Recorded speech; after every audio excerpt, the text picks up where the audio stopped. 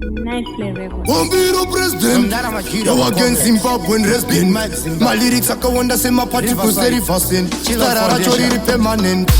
Wanga hero satu wachizia. Yecho, chizi zekusasa pocho. Achakuspray wakunge dio ye macho. Inzwa, pachino imbwa. Never ya Chikalanguvha. Rela vibes apa podi wa makuva.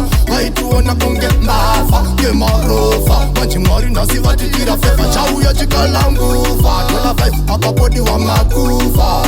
Waitu ona kunge mbafa. Kunge marova. Manchimwari wasutitira fefa. Chikalanguvha tichireva zviri skillful. Usazode kutaura zviri painful. Atidi vanhu vanoita zviri ofu. Kutofamba uchizvita uri bossful. Pamwe pacho tichinzi takatotsomwa nenhamo. Asi vodzi kuti kumangoma tine zemo. Chinama kunge namo tichitokudza makomo. Tichikwatisa madinga kuita kunge nyimo. Chauya Chikalanguvha. Rela vibes apa podi wa makuva. Vaituona kunge mbava. Gemarova. Manchimwari nasi vatitira fefa. Chauya Chikalanguvha. Rela vibes apa podi wa makuva.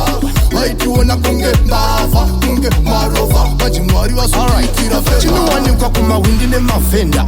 Kumagombiro zvese nemagweja. Mapurisa, manesi, makapenda, masoja vachitongo simbisa agenda. Gombiro mangoma ndichiyaponda. Milan kumberi kwacho tichienda.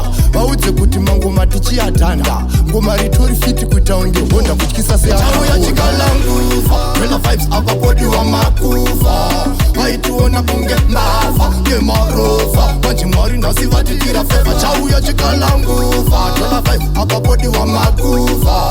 Vaituona kunge mbava. Kunge marova. Manchimwari vasutitira fefa. Chikalanguvha tichireva zviri skillful.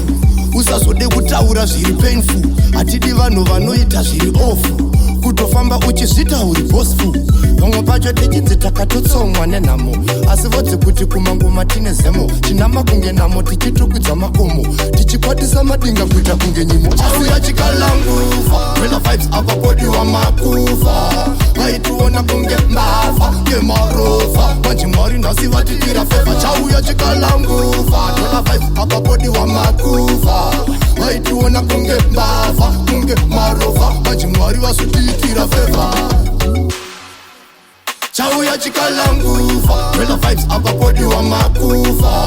Vaituona kunge mbava. Gemarova. Manchimwari nasi vatitira fefa. Chauya Chikalanguvha. Rela vibes apa podi wa makuva.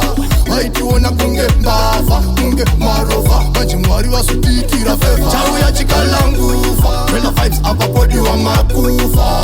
Vaituona kunge mbava. Gemarova. Manchimwari nasi vatitira fefa. Chauya Chikalanguvha. Rela vibes apa podi wa makuva. Vaituona kunge mbava. Kunge marova. Manchimwari vasutitira fefa.